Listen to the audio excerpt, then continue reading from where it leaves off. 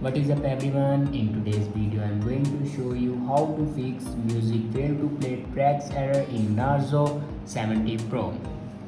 So let's start the video. First of all, open settings.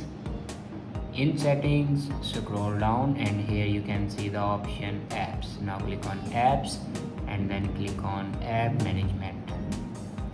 Now search here music. Now click on music app and then click on storage usage. Now here you can clear the cache memory of music app. After clear the cache memory, then go back to the main page of your home screen and click on Play Store. Now search here Power Amp and then click on Power Amp Music Player. Now install this Power Amp app. After install this app, then go back to your home screen and restart your device. To restart your device, press and hold power button and swipe up to restart your device. After doing these steps, your problem will be fixed.